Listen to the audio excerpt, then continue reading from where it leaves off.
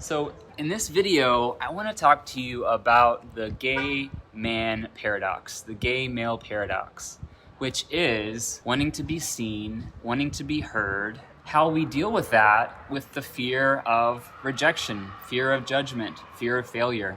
If you want to have connections, if you want to be seen and heard, if you want to be able to have a real relationship with someone, you can't simultaneously have your guard up and close people off.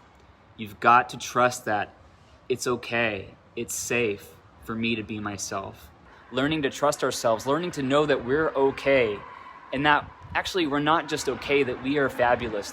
And once we learn how to base our self-worth and our value on how we see ourselves and not how we see other people seeing us, that's where the big shift, that's where the big revelation comes, where we start to truly live life freely. Keeping yourself at a distance, it works like a charm. It will keep you safe as hell. Having that wall up, that will protect you. It will protect you from any kind of pain, any kind of rejection, any kind of heartache. But you know what else it'll protect you from? Any kind of love, any kind of connection, any kind of relationship. As gay men, we grow up rejecting ourselves from such an early age. I know that I sure did. The second that I realized I was different than other boys my age, I learned that something about me wasn't okay.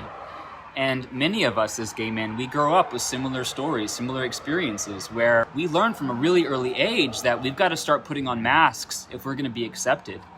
Even after we come out of the closet at some point in adulthood or early, or as a young adult, those core wounds of not feeling good enough, the fear of trusting other people, those things don't just go away. They don't disappear.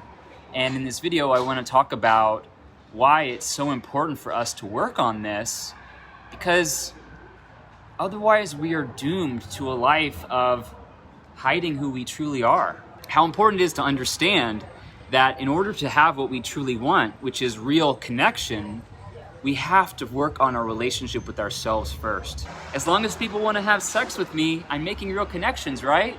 Wrong. They were having sex with or liking the shell of the person that I was pretending to be. In order for us to truly find that special relationship and to really be close to our friends and family, we've got to learn how to mend those wounds and learn how to allow ourselves to be vulnerable. Because that's where we choose to let those walls down. We let our guard down, and that's a really fucking scary place. One of the key ingredients to any connection, any real connection, is authenticity and vulnerability. And in order for us to step into that power, to step into that light, we've got to learn to trust ourselves, and we've got to learn to trust the world, and to know that no matter what happens outside of us, we are gonna be okay. I know many of us, including myself, experienced a lot of traumatic experiences growing up, feeling bullied, feeling picked on, feeling rejected, feeling judged for being my authentic self. This is hard. Kids can be really mean and, hurt people. No one's good or bad, but there's a lot of things that we have to learn to work through and overcome. It's so important for us to learn that the only opinion of us that truly matters is our own. It's so much easier when we don't have to carry the charade of who we're supposed to be, when we don't have to carry around all these masks, all this energy, all this baggage, trying to be something we're not. It's so freeing to just let people see who we are and to not base our value and self-worth on what we think other people are thinking about us. Because when we have low self-value and self-worth, we project that onto other people. We believe that other people see us in the same way. And that's a big reason why we keep those walls up. We keep that armor up. And it's really detrimental to the things that we actually want. Hence why I said it's the gay man paradox. We want to be seen and heard. We want to be loved for who we are, but we're also afraid to show people who we are. We miss out on so many great opportunities when we walk around with this tough facade. And you know what? That might have served you growing up. It might have served you in high school to avoid bullying and being picked on or beat up if you were in a school where that kind of thing happened. But you know what? As adults, those same things, they hurt us and they harm us a lot more than they help us. Guys, that disconnect keeps so many men from ever experiencing the true love that I experience with my wonderful husband, Andrew. The love and connection that I spend with my friends that I love spending time with. And it's so important for us to learn how to take off those masks, to learn how to break down those walls. And the only way to do that is to know that we're gonna be safe and to know that we're gonna be okay when we let people in. And that we're not gonna be, and just letting down our walls isn't gonna magically make everyone in the world wanna be our friend or wanna date us or have sex with us.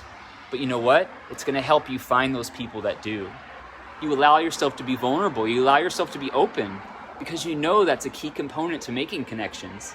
And that's something that we help gay men all over the world do in the Gay Men Thriving Academy. For the longest time, I had so many masks. When I started taking them off, I didn't know who I was underneath.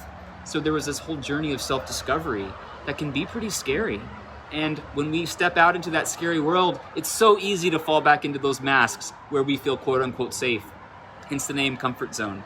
But again, guys, when we're stuck in our comfort zone with those walls up, it's blocking us from being seen, from being heard, from all the things that we truly want. So it all starts from within. And I want to encourage all of you to know that it's never too late to start doing this work on yourself.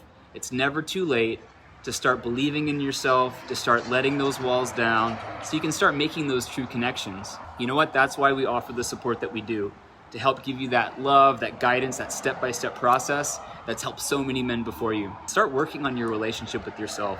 Start figuring out who you are and what you want, and not what you think other people want you to be.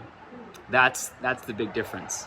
And we can start breaking down that huge disconnect and start stepping into the flow. Start stepping into our freedom and start stepping into our light. All right, guys, I'm gonna go finish my workout now. Much love to you all. Bye-bye.